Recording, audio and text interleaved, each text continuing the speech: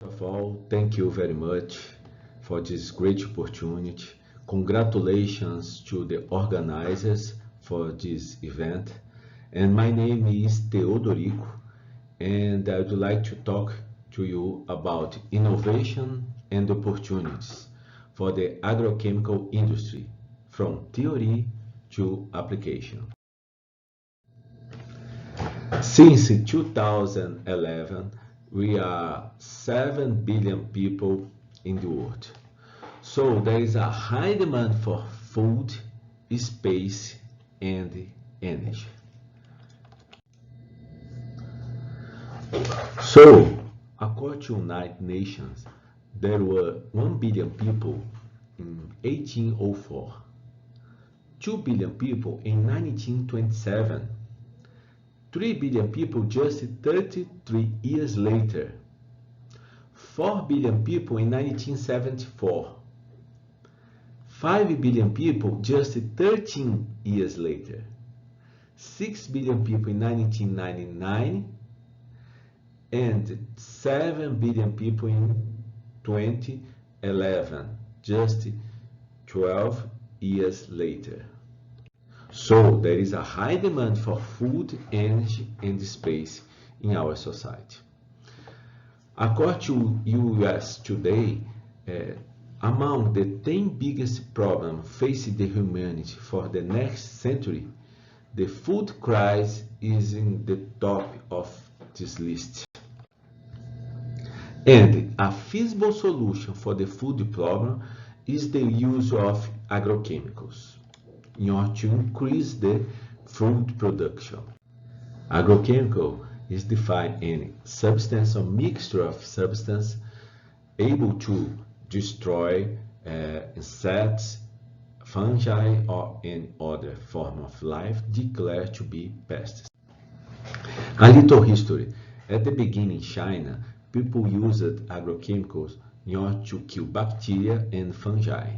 After that, several organic and inorganic compounds were used as agrochemicals to kill bacteria and fungi and to increase the food production. But in 1948, Paul Herman Miller got a Nobel Prize in medicine because of his research with DDT, a kind of agrochemical. That was a milestone for the agrochemical industry. But in 1962, a book published by Rachel Castle, the title was Site Spring, created a great discussion in the literature about the use of agrochemicals. Because before this book, agrochemicals were a feasible solution for the food problem. After this book, the people started to discuss the several problems with agrochemicals. Well, agrochemicals are bioaccumulatives. Example, DDT, that compound got a Nobel Prize. Many agrochemicals, such as pesticides, are neurotoxic. For instance, organophosphorus compound. Organophosphorus compound can interact with the EPSP synthase, which is an enzyme responsible for the aromatic amino acid synthesis in plants and vegetables. However, organophosphorus compound can interact with the acetylcholinesterase, which is a very important enzyme for the nervous system. So, agrochemical compounds are neurotoxic. Many agrochemicals can kill, disable insects and plants, contaminate lakes, and many of pesticides can cause cancer. Cancer is still the most serious problem facing the humanity, generating a lot of deaths. So the statistics attract our attention. In 2007, herbicides moved around $17 billion in the world market. Insecticides move around $20 billion in the world market, and fungicides move around $6 billion in the world market. So it's a very big market involved with the agrochemical industry. In Brazil, the situation is not different. In the same year, 2007, The sales in Brazil was about $2 billion involving the agrochemical industry. If you look at this table, you can see several companies, several products with several names, different names, several colors, several formulations, but just one active compound. So we have several companies, several products, but just one active compound, glyphosate. So glyphosate is responsible for a market with billions of dollars. The main agrochemicals used nowadays is divided in three classes. The first one is organophosphorus compound. Organophosphorus compound are potent APSP synthase inhibitors. The second one is organotin compounds, potent ATP synthase inhibitors. And the last one is the carbonates, potent acetylcholinesterase inhibitors. In view of this, our goal is divided in some parts. The first one is to calculate the spectroscopic and physicochemical properties of glyphosate. That molecule involved in billions of dollars. And to investigate the interaction mode of glyphosate with wild-type and mutant EPSP enzyme. In order to develop new analogs and to investigate the toxicity mechanism of this compound and its analog. Organophosphorus compound. Organophosphorus compounds are characterized by the presence at least one carbon-phosphorus chemical bond. You have here, for instance, organophosphorus compounds such as glyphosate and other famous organophosphorus compounds such as sarin and soman. Organophosphorus compound can interact with the EPSP synthase. This enzyme is responsible for the aromatic amino acid synthesis in plants and vegetables. So this enzyme does not occur in humans. That's the molecular target for organophosphorus compound.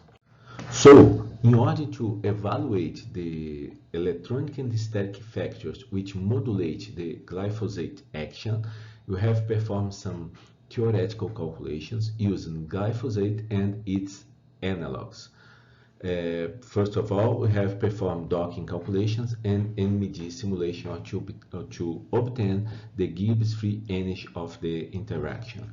And you can see here a very good agreement between our theoretical result and the experimental data. For the MD analysis, we have developed a new procedure to select the structures from the MD for the QM calculations. This procedure uses wavelet functions. So you can see here the hydrogen bonds between glyphosate and the amino acid residues present in the active site. You can see here a hydrogen bond between lysine 22, arginine 100 with glyphosate. So glyphosate forms 3 hydrogen bonds with lysine 22, S3P, which is the cofactor of this enzyme, and arginine 100. The same hydrogen bonds are not observed for its analogs.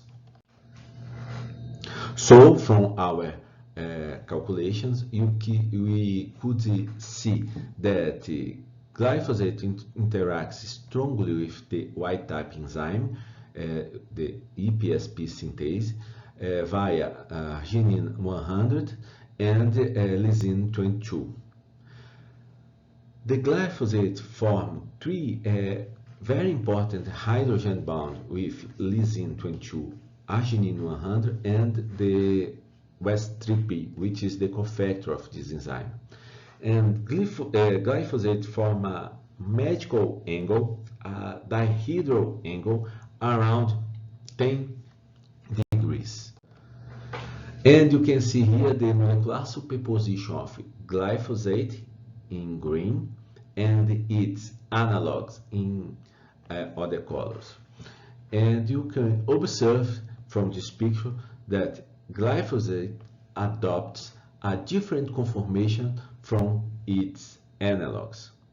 This means that glyphosate with this conformation can maximize positive interaction with arginine 100 and lysine 22 and minimize a repulsive negative interaction with aromatic amino acids present in the EPSP synthase active site. EPSP synthase has a natural mutation. It is the change of glycine for alanine at the position 96. This mutation has a very big impact on the society because glyphosate is not active in this mutant. So, in order to evaluate the static and electronic factors which modulate the glyphosate action in this new enzyme, in this mutant enzyme, we have performed theoretical calculations, DOC and MD simulation to obtain the interaction energy, the Gibbs-free interaction energy. From our results, you can see here the glyphosate can interact much better in the wild-type enzyme than the mutant enzyme. So this can confirm the experimental data. Here you can see a superposition of the wild type in green and the mutant enzyme in purple. And you can observe different conformation from S3P, which is the cofactor of this enzyme. The same is observed for glyphosate. You have here the wild type in green and the mutant enzyme in purple. And you can observe there is a big difference in the glyphosate conformation. So this conformation in the green enzyme can maximize positive interactions with arginine 100 and lysine 22 and minimize repulsive interaction with aromatic amino acid in the active site. Here you can observe the molecular superposition between among glyphosate and its analogs. You can see here glyphosate in yellow now, and it's clear to observe that glyphosate adopts a similar conformation in relation to its analogs.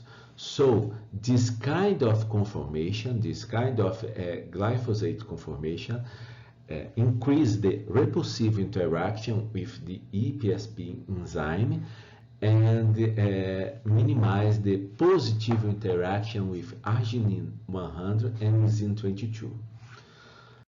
It is well known that glyphosate should be applied on the leaves.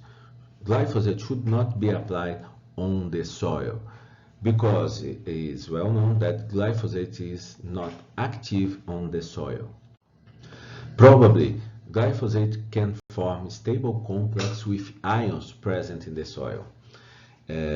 So this compound can form stable complex with those ions present in the soil, impeding its absorption by the plant. So, in line with this hypothesis, in order to evaluate the Gibbs-free energy of complexation between glyphosate and the ions present in the soil, you have used this thermodynamics cycle. Because you know from the physical chemistry that the Gibbs-free energy is a state of function. So the sum of Gibbs-free energy in the thermodynamic cycle is 0. With that, you can write the following equation. And with this equation, you can calculate the Gibbs-free energy of complexation between glyphosate and ions present in the soil. You have used several coordination environments and several oxidation numbers and with several ions present in the soil. So, from our calculation, glyphosate can form a stable complex with ions present in the soil. That is the stability order. And you can see here zinc and copper. And there is a very good agreement between our theoretical result and the experimental data, because it is well known in literature that glyphosate has very low activity in soils rich with zinc and copper. Well, glyphosate and other organophosphorus compounds can interact with EPSP synthase, which is responsible for the aromatic amino acid synthesis in plants and vegetables. This kind of enzyme doesn't exist in humans. But organophosphorus compound can interact with acetylcholinesterase, which is a very important enzyme for the nervous system. So organophosphorus compound can interact and react with the serine residue present in the active site. Acetylcholinesterase is a very important enzyme responsible for the hydrolysis of acetylcholine to choline, and is very important for the nervous system. So, several organophosphorus compounds are used as chemical weapons because of this interaction between organophosphorus compound and acetylcholinesterase. For instance, you have here tabun, very easy its synthesis, 1936. Serine, lethal by inhalation. Soman, lethal by inhalation and skin contact. And VX, very lethal by inhalation and skin contact. Actually, if you want to destroy 1 square kilometer of your enemy, you will spend $2,000 if you use conventional weapons. $800 if you use nuclear weapons, and just $600 if you use chemical weapons. So this kind of compounds is very dangerous, and we need to take care of this kind of situation. So those are real pictures from attacks with chemical weapons. Unfortunately, this is still a serious problem, and the current research line to develop new compounds, new oximes, can be used as antidotes for this kind of situation. That's the action mechanism for organophosphorus compound in humans. Organophosphorus compound can interact with acetylcholinesterase and can react with serine residue present in the active site. And in this stage, you call this kind of situation inhibited acetylcholinesterase. The inhibited acetylcholinesterase can evolve to aged acetylcholinesterase, and in this case, nothing else is possible. However, in this stage, in the inhibited acetylcholinesterase, you can introduce oximes and other compounds in order to regenerate the acetylcholinesterase, to remove the organophosphorus compound and regenerate the acetylcholinesterase. Actually, there are several acetylcholinesterase reactivators commercially available nowadays in this form. So, this is a simulation of the application of this kind of drugs. It is very common for Marines and special troops to carry this personal chemical protection kit with acetylcholinesterase reactivators. So, in order to evaluate the steric and electronic factors which modulate the oxime action, you have performed some docking and MEG simulation, after that QM-MM calculations. And from our results, you could see a pi-pi stack interaction between the auxin and the aromatic amino acid residues present in the active site. This pi-pi stack interaction can stabilize the transition state structure for the reactivation process and decrease the activation energy, so making easier the reactivation process. In line of that, we have designed, from those results, you have designed a new oxime Q203.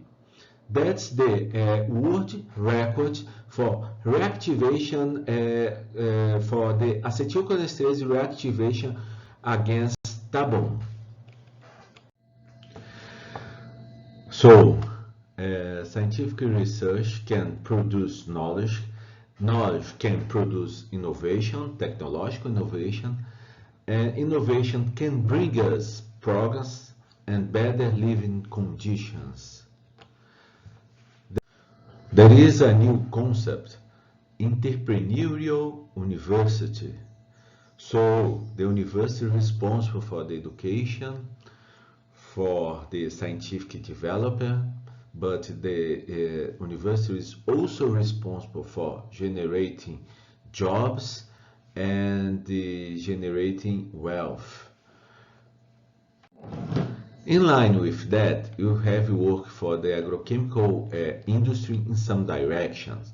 For instance, product A is skin suite for degradation, chemical weapons, and agrochemicals. New acetylcholinesterase reactivators, such as Q203. Those products are related to people protection. Product C, chemical sensors for agriculture, and product D, new agrochemicals, pesticides and fungicides with low environmental impact. New agrochemicals, pesticides and fungicides with low environmental impact. From our calculations, we designed new glyphosate analogs. Those compounds were synthesized and tested and nowadays are patent pending. Those compounds are activated against Y-type EPSP synthase and the mutant enzyme. We hope in some few years we'll have this kind of compound in the market. Chemical sensors. Nowadays you have a demand about 300 million of tons of meat each year. In 2050, this demand will be around 500 tons of meat each year in the world. So there is a high demand for meat. However, the bovine reproduction has a lot of challenges, which makes the bovine reproduction with the success chance around 50%. In order to increase the chance of the reproduction, we have designed a new material which is able to interact with key compounds from the bovine reproduction and some level to bring us a signal. This compound, this material was synthesized, this material is magnetic, and this material was introduced in the animal, and this material can interact with some important compound for the bovine reproduction, and some level this material can bring us a signal. This signal is detected for those devices and message considering the animal conditions for reproduction. In line with that, we have created a startup, and this startup got a national prize for innovation in 2018. It is very important to keep this phrase in mind. We cannot build peace on empty stomachs. The father of the Green Revolution said that. Nowadays we are 7 billion people in the world, and with a high demand for food, energy and space. So we need to develop new technology to face those challenges. I'd like to thank our collaborators. It's a pleasure to work with them. It's nice and I learn a lot with them. I learn also a lot with our team. It's a pleasure working with those guys. Please feel free to visit us in Lavras. Finally, I'd like to thank you for this great opportunity, congratulate the organizers for this event, and thank you very much for your attention. Thank you.